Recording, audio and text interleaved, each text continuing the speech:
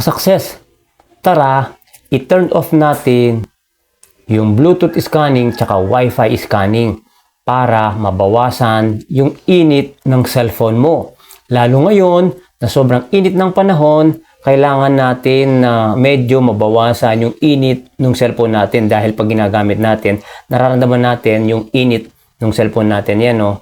So, yung video ito, ita-turn off natin yon. So, sundan mo lang ito. Pakita ko sa iyo sa next slide para ma-turn off mo yung Bluetooth scanning tsaka Wi-Fi scanning. Next slide tayo para i-turn off na natin yon. Next slide tayo.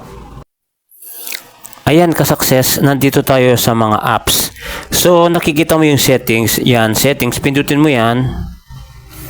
Pagka-pindut mo, makikita mo yung location. Scroll natin. Lagay natin sa bandang gitna. Ayan, location. Pindutin mo yung location.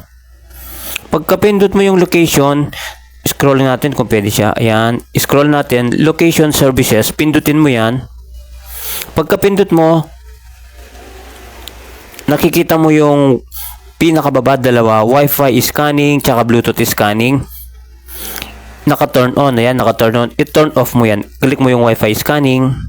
Tapos ayan, nakalagay Wi-Fi scanning. I-off mo. Ayan, naka-off na siya. Tapos i-back mo. I-off naman natin yung Bluetooth scanning. I-click mo siya. Tapos off. Click mo lang din yan. Ayan, ito. Pagka-click mo, yun lang. Para mabawasan yung init ng cellphone mo dahil sa sobrang init ng panahon. So, yun lang guys. Sana may natutunan ka. Back to camera tayo. Yun lang, ka-success.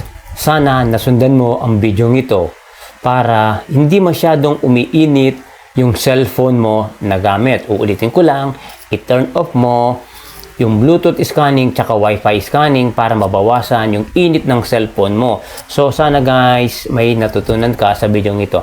Maraming salamat at God bless everyone. Bye-bye at kita-kita tayo sa next video. Thank you!